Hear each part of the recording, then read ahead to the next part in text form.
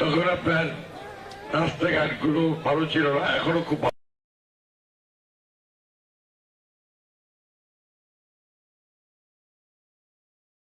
কষ্টটা ছিল, সেই কষ্টটার খুব একটা আপনার অবসান হয়নি, তাই না?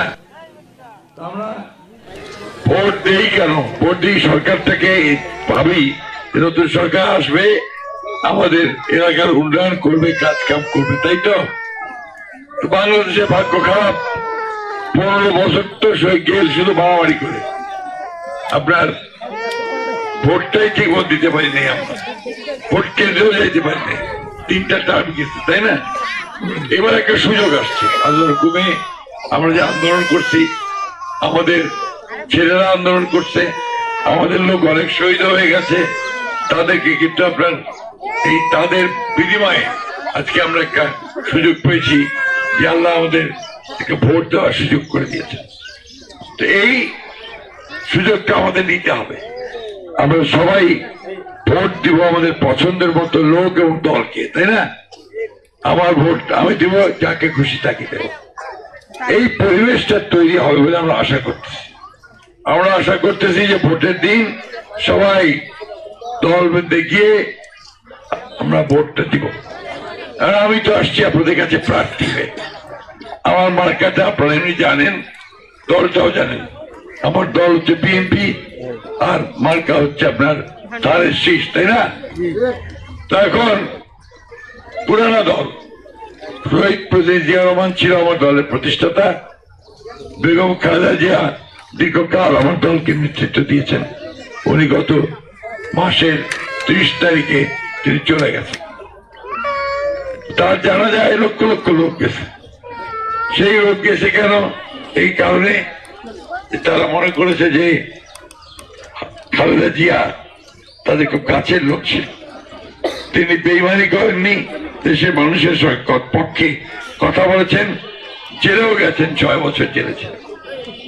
কিন্তু এই এত কষ্ট নির্যাতনের পরেও উনি যখন দেশটাতে আপনার পরিবেশ তৈরি হলো 5ই আগস্ট, তখন তিনি সবাইকে বললেন আমরা প্রতিরোধ ও প্রতিহিংসাতে বিশ্বাস করি না, আমরা শান্তিতে বিশ্বাস করি, আসেন আমরা সবাই মিলে একসাথে দেশটাকে তৈরি করি, নির্মাণ করি। আমরা সেই লক্ষ্যেই কাজ করছি বন্ধুরা। আমরা আপনারা নিশ্চয়ই লক্ষ্য করতে আমার গলায় সমস্যা আছে, এই সারাদিন কথা বলতে বলতে গলাতে না জোর পাও না। তো এখন আমরা এবার আপনাদের ভোটের জন্য আমাদের দল বিএনপি আপনাদের সামনে কয়েকটা কর্মসূচি নিয়ে আসছে। তার মধ্যে একটা কর্মসূচি হচ্ছে আমাদের মা বোনদের জন্য আপনার ফ্যামিলি কার্ড। এই ফ্যামিলি কার্ডটা হচ্ছে, আমি দেখাই আপনার, এই ধরনের একটা ফ্যামিলি কার্ড পরিবারের প্রধান মহিলাকে দেওয়া হবে। তিনি এই কার্ডটা নিয়ে ন্যায্য মূল্যে চাল, ডাল, তেল, লবণ অন্যান্য জিনিসগুলো কিনতে পারবেন। আর তিনি হাসপাতালে গেলে চিকিৎসার সুযোগ পাবেন, বাচ্চাটাকে নিয়ে চিকিৎসার সুযোগ পাবেন, এবং স্কুলে গেলে স্কুলে ভর্তির সুযোগ পাবেন। আমাদের কৃষক ভাই, তাদেরকে দেওয়া হবে একটা কৃষক কার্ড। এই কৃষক কার্ডটাতে আপনি দেখবেন যে আমাদের এখানে কৃষকদের বড় সমস্যা হয় কি, সারের সমস্যা, সার ঠিক মতো পাওয়া যায় না, পানির সমস্যা, পানি ঠিক মতো পাওয়া যায় না, তাই না? আর বীজের সমস্যা হয়। তো এগুলো আমরা এই কার্ডের মাধ্যমে ন্যায্য মূল্যে যেন কৃষক ভাই পায়, সেই ব্যবস্থা আমরা করবো ইনশাল্লাহ। আমরা আমাদের চেয়ারম্যান ঘোষণা দিয়েছেন যে 10,000 টাকা পর্যন্ত যাদের কৃষি ঋণ আছে, ব্যাংক লোন আছে, সেটা সুদ সহ তিনি মাফ করে যদি সরকার আমরা দিতে পারি। আর ভাই-বোনদের জন্য যারা এনজিওর কাছ থেকে কিস্তিতে ধার নেয়, নেন না আপনারা বিভিন্ন এনজিওর কাছ থেকে, আর ঠিক মতো শোধ করতে না পারলে ওই এনজিও ভাইটা এসে খুব চাপ দেয়, আর বেশি চাপ দিয়ে মুরগিটা ছাগলটা নিয়ে চলে যায়, তাই না? এইটাতে আমাদের মা বোনদের খুব কষ্ট হয়। এই জন্য তারেক সাহেব বলেছেন যে ওই দায়িত্বটা আমি নিব, অর্থাৎ তার লোন এবং ওই ঋণ কিস্তি এটা আমরা শোধ করবো, এনজিও কে আমরা দিয়ে দেবো। এই দুটো কাজ সাধারণ মানুষের জন্য বিরাট উপকার হবে। আর এই যে বিএমএ পাস করতেছে ছেলেগুলা, তারপরে চাকরি নাই, ঘুরে ঘুরে বেড়াচ্ছে, মন খারাপ করে সেদিকে মাদক ধরেছে, তাই না? এটা যেন না হয় তার জন্য তিনি বলছেন তিনি আগামী 18 মাসে 1.5 বছরে 1 কোটি ছেলে মেয়ের চাকরির ব্যবস্থা করবেন। এটা একটা বিরাট কাজ হবে, আমরা নিঃসন্দেহে সেটাকে আপনার স্বাগত জানাচ্ছি। এটা দেখা গেল আমার সরকারের কথা। আর আমার কথা হচ্ছে, আপনার যদি আমাকে এবার আমার শেষ ভোট, এরপরে আর ভোট করে বয়স থাকবে না, থাকবে কি? থাকবে না তো থাকবে, থাকবে না, চুটলে সব পাকে গেছে আমার।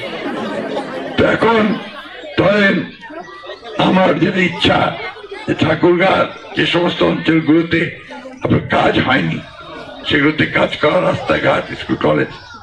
আর আমার ছেলে মেয়েদের কাজের বলতে হবে, কাজের ব্যবস্থা করতে হবে।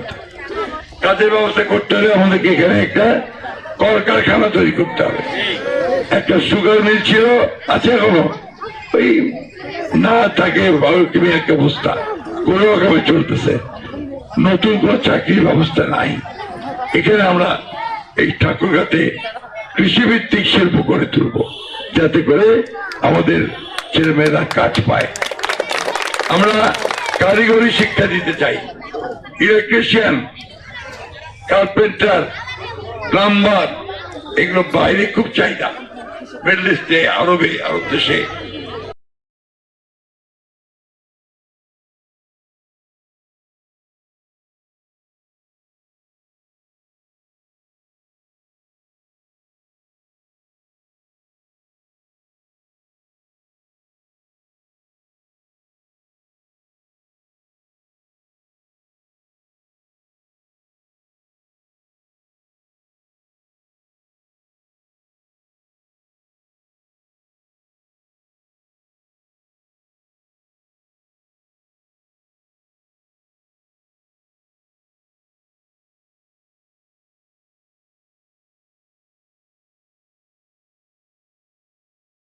ব্যবসা বাণিজ্য বাড়বে, মানুষের উপকার হবে। এই কাজগুলো আমরা করতে চাই বন্ধুরা। ব্যাপারটা হচ্ছে যে সবচেয়ে বড় জিনিসটা হচ্ছে যে আমরা যদি সঠিক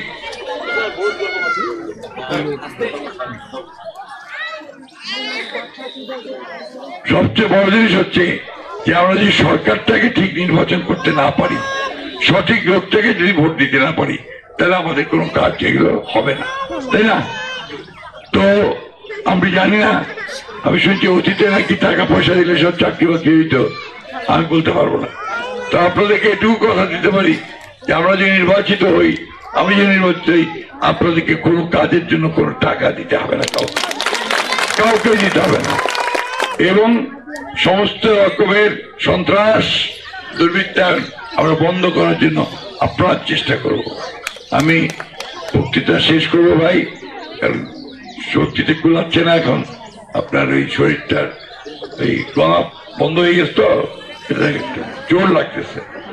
যাই হোক, ইনশাল্লাহ আগামীতে 12 তারিখে আপনারা দানের শেষে ভোট দিবেন। হিন্দু মুসলমান সবাই এই আহ্বান জানাচ্ছি।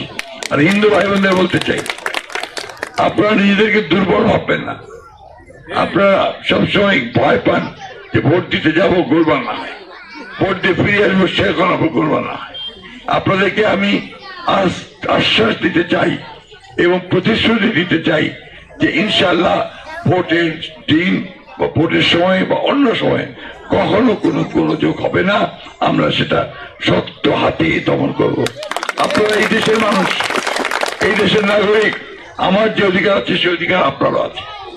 সুতরাং এগুলো ভয় পাবেন না, নিজেদের পায়ে নিজেরা শক্ত হয়ে দাঁড়াতে হবে। আমরা আপনাদের পাশে আছি, সবসময় থাকবো ইনশাআল্লাহ।